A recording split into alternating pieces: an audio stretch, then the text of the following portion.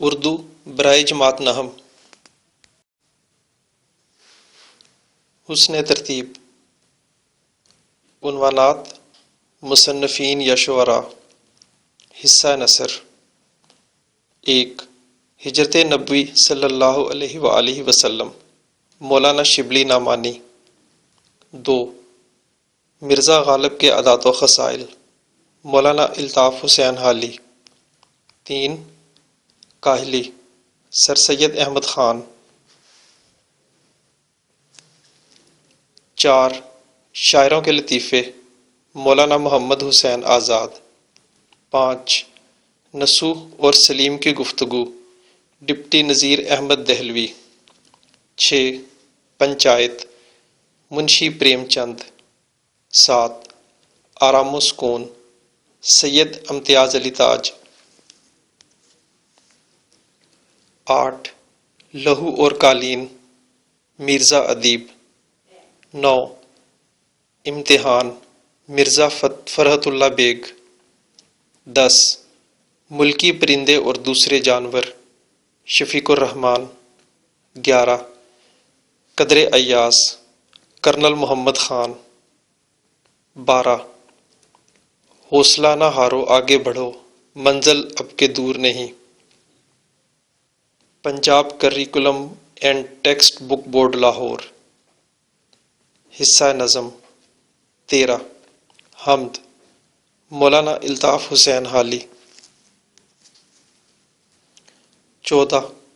نعت امیر مینائی. 15. برسات کی بہاریں نذیر اکبر آبادی. 16. پیوستہ رہ شجر سے امید بہار رکھ علامہ محمد اقبال. حصہ غزل. 17. ہستی اپنی حباب کی سی ہے میر تقی میر. 18. رخ و زلف پہ جاں کھویا کیا خواجہ حیدر علی آتش. 19.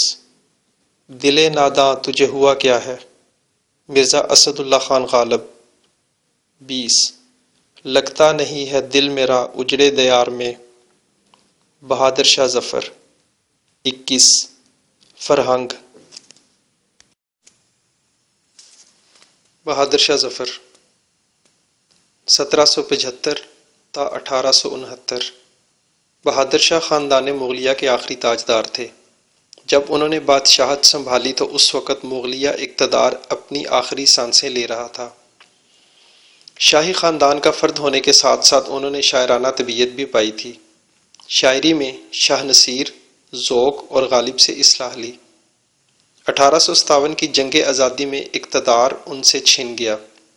ان کے بیٹوں کو قتل کیا گیا اور انہیں انگریزوں نے جلا وطن کر کے رنگون موجودہ ینگون برما میں نظر بند کر دیا، جہاں انہوں نے زندگی کی آخری سال انتہائی قسم پرسی میں بسر کیے. رنگون ہی میں انتقال کیا اور وہیں دفن ہوئے. بہادر شاہ ظفر کے کلیات میں 30,000 سے زیادہ شعر ہیں. انہوں نے تقریباً سبھی اصناف شاعری میں طبع آزمائی کی، لیکن ان کی پہچان ان کی غزل ہے، جس میں سوز و گداز اور غم کے مضامین پڑھنے والوں کو متاثر کرتے ہیں. زبان کی صفائی اور روزمرہ کے استعمال نے ان کی غزل کو ایک خاص رنگ عطا کیا ہے، جس کی بدولت انہیں اردو کے اچھے غزل گو شاعروں میں شمار کیا جاتا ہے. بہادر شاہ ظفر کا کلیات خاصہ ضخیم ہے، جو 4 دواوین پر مشتمل ہے. کلیات ظفر میں اردو زبان کے علاوہ پنجابی اور پوربی زبان کے اثرات کے حامل اشعار بھی ملتے ہیں. بہادر شاہ ظفر غزل مقاصد تدریس. 1.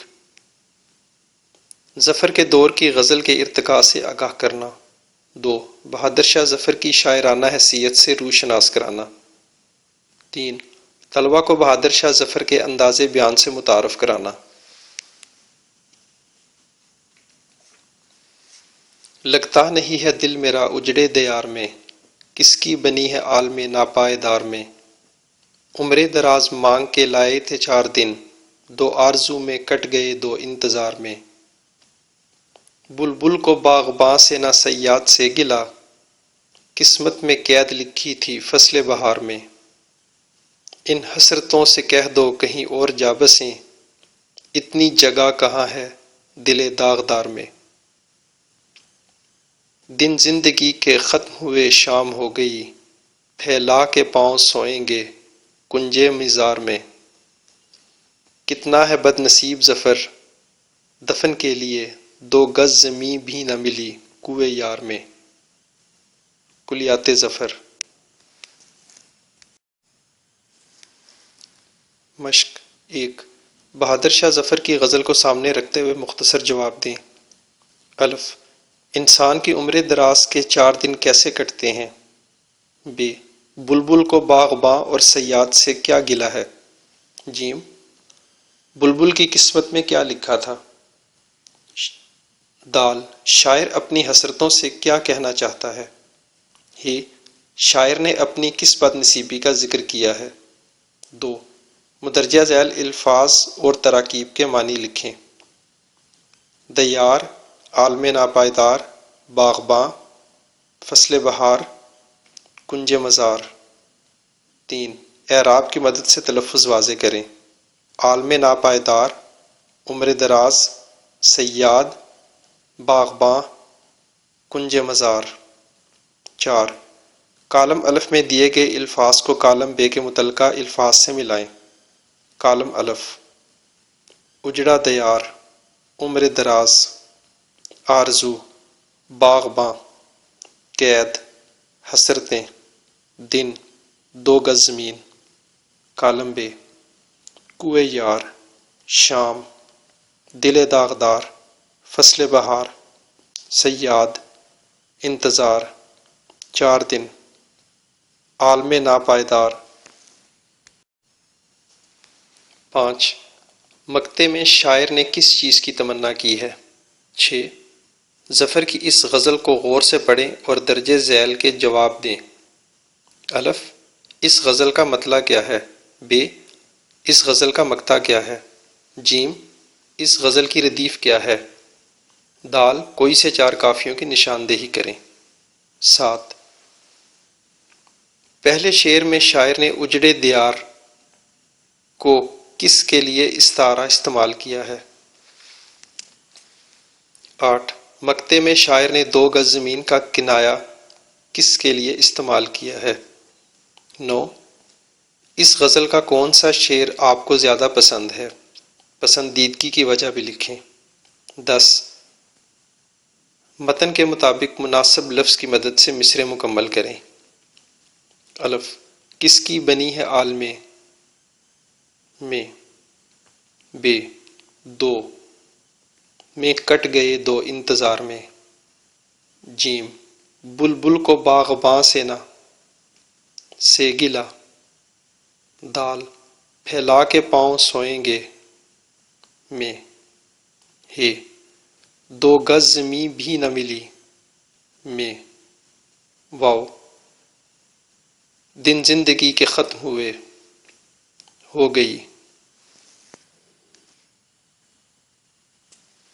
مجاز مرسل، اگر کسی لفظ کو حقیقی یا لغوی معنی کی بجائے غیر حقیقی یا مرادی معنوں میں استعمال کیا جائے اور حقیقی و مجازی معنوں میں تشبیہ کا تعلق نہ ہو مگر کوئی تعلق ضرور ہو، اسے مجاز مرسل کہا جاتا ہے۔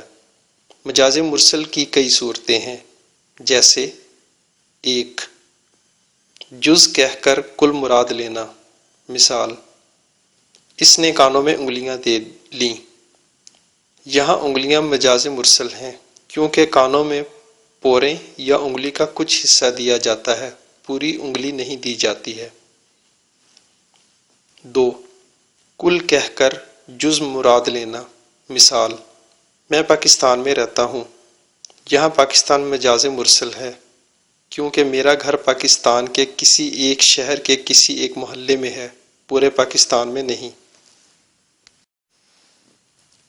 3، ظرف کہہ کر مظروف مراد لینا۔